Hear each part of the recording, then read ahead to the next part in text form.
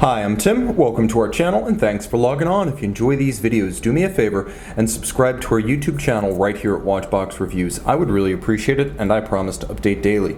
If you love this watch, you could see it and you could purchase it on our website, thewatchbox.com. And today we're discussing a lovely intermediate era Omega Seamaster Planet Ocean.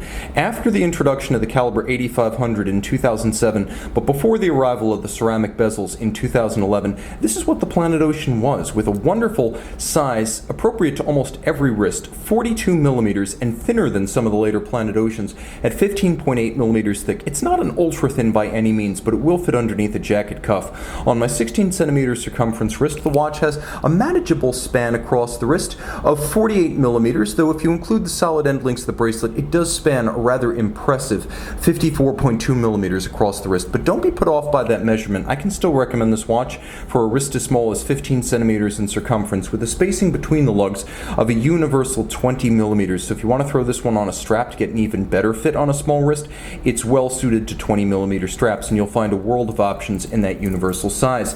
The bracelet is of a very high grade. Satin finished on its tops. You can see that the profile of the links is oval, and it's a little bit of a hybrid of a dress bracelet and a sports bracelet because of that particular oval profile of the flanks. Polished on the outer flanks, you can see that the removable links are fixed by screws, and there are plenty of gaps to avoid pinching skin, pulling hair, or trapping wrist heat.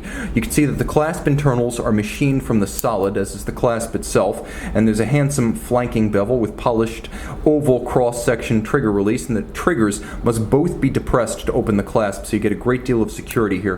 There's a fold-out dive extension. If you're familiar with the Seamaster Diver 300 meter, this is exactly that same extension system, so quite secure, but also quite substantial. Its swing arms are also milled. You can see there's a half link inside the bracelet to allow you to fine-tune the size, and then rolling back to the case profile, you can see the helium escape valve, excellent for saturation divers who might use exotic gas mixtures. If helium builds up during your dive inside your watch, of course, while ascending, remember to open the escape valve, and then when the overpressure within the watch exceeds 2 to 3 bar above the external pressure, the helium escape valve will release the helium, avoiding a blowout of seals and sapphires. Screw it back down so it's secure. You have that classic lyre style Omega lug with the inward faces turning dramatically inward with satin finish, and the outer beveled edges highly polished and flaring at the ends of the case. Satin finished mid-case, rather slender, giving the watch a note of grace and profile. And you can see that the bezel features polished outer knurling and then satin interior recesses for an alternating finish,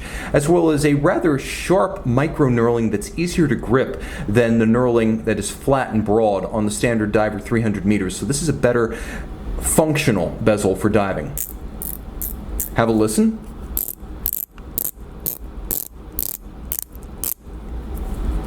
The bezel detent is sharply defined, if a little bit coarse by the standard of such things, but you'll find that it's easy to locate precisely because of its 120 click architecture, which is premium by dive watch standards. Locate the pearl, line it up with the broad arrow minute hand, now you have a 0 to 60 minute timer. I always find that dive bezels are easier to read, more intuitive, and lack the downstream complication maintenance prices of chronographs. I prefer a dive bezel. Now you have a full anodized orange bezel right here. This again was before the 2011 arrival of the ceramic. The arrival of the ceramic also banished the full orange bezels on the Planet Oceans, and I miss them greatly. You still have those 15 millimeter rubber inserts in orange, but the full orange bezel was consistent with the spirit of the original 2005 Planet Oceans, and that's always been a signature color for the line, so I like to have it in abundance.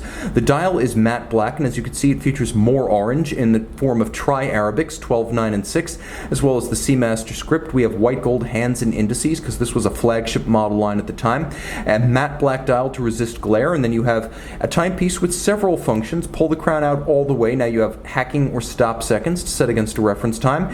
You also have a time zone function that allows you to move forward or backwards in 1 time zone increments, 1 hour increments, and you can see how you can actually move either direction across the international date line while traveling. It can drive the date in both directions. The watch beats at a coaxial specific 25,200 vibrations per hour, and with the arrival of the 8500 series in 2007, we finally had a display case back on standard issue Planet Oceans. Now you can see the twin barrel 8500 movement, 39 joules automatic winding with a 60-hour power reserve, also features a full balance bridge with a free sprung index for shock resistance, proprietary shock protection, which is impressive, a silicone hairspring for anti-magnetism, and of course the coaxial escapement, which you can actually see just below my finger. With a loop you can easily examine its multiple axes of operation. It is a tangential contact, multi-level escapement invented by George Daniels in 1974, industrialized by Omega in 1999. 20 years young this year, it now meets the original anticipated precision, timing stability, and minimal maintenance requirements. The movement, handsomely finished with arabesque Cote de Genève and blackened rather than conventional blued screws, it is distinctive in appearance, and it is a COSC certified Swiss chronometer and thus very precise. The twin mainspring barrels also minimize the loss of balance amplitude after 24 or 48 hours, which can afflict conventional single barrel watches a la Rolex.